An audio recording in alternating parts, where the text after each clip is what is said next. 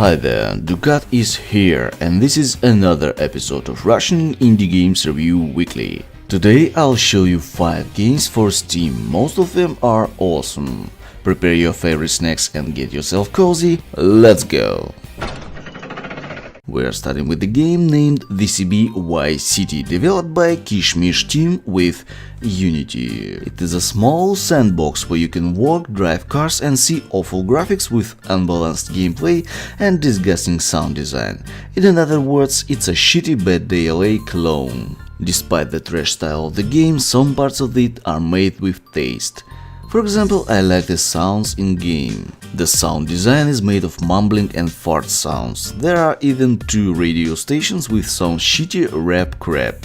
Unfortunately, you cannot take any car, you need to stick to the given car for each mission, or to your own legs. The city itself made pretty bad, the minimap is not informative enough, and the missions are boring. For the first mission you'll have to go through like 20 checkpoints and listen to a dorky description of them from your in-game friends.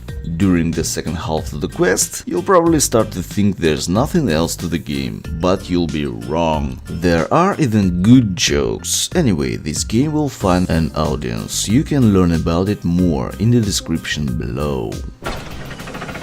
The second game today is called Insatia, developed by Comrade Kazinaka using his own engine.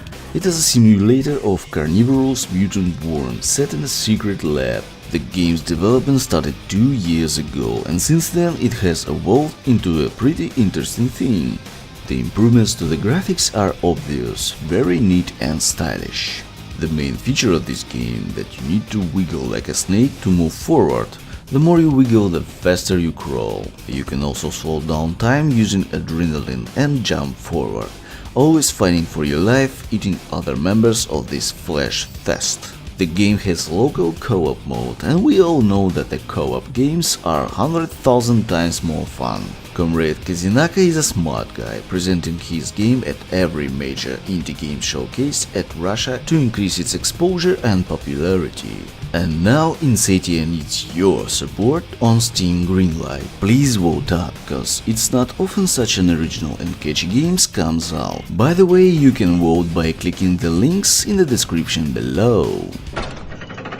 The next project is Don't Open the Doors, developed by Comrade Anton Wright using Air. It's an isometric action-adventure with role-playing and sandbox elements within the clay world.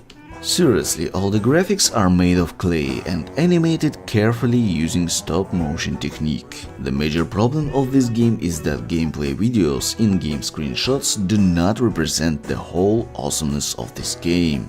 Clumsy animations and dummy characters are blown away when you start to play it yourself. Neat location design, nice humor, and an inexpressive, warm, friendly atmosphere.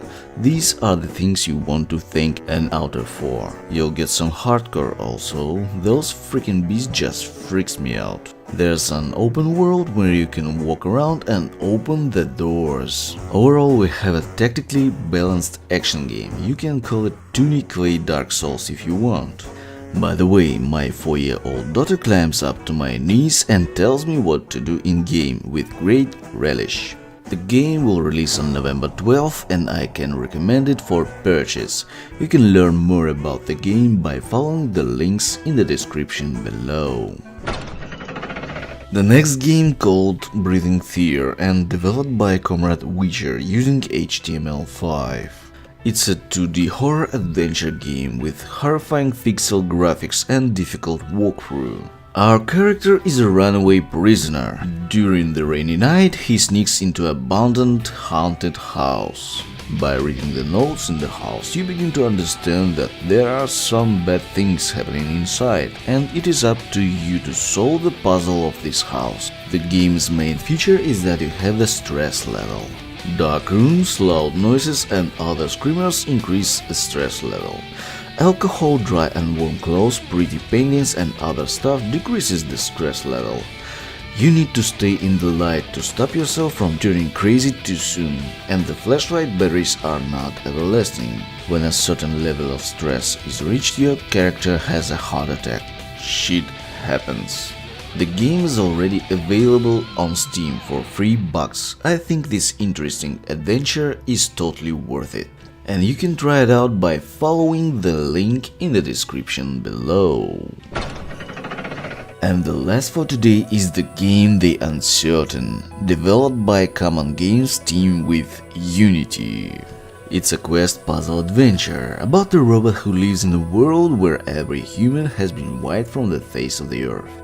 Our hero is an engineer who collects scrap and repairs the devices.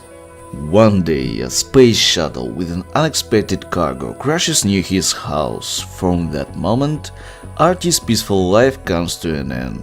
You'll be familiar with the controls in this game if you ever played the great games from Telltale Games. Similar movements, similar object interaction, and the story containing twist within a twist. The game has been in development since 2014, and during that time it has become prettier and better. If you compare the 2015 and 2016 visuals, you'll understand that the guys weren't sitting around all this time. It isn't the first time we have reviewed this game, and at last the first episode is available on Steam for $15. It has received a warm welcome by the players. You can see it for yourself by following the link in the description below. And that's all for now. I would like to thank Jack Powell for editing the English version of this review. You can see his sound design portfolio by following the links in the description.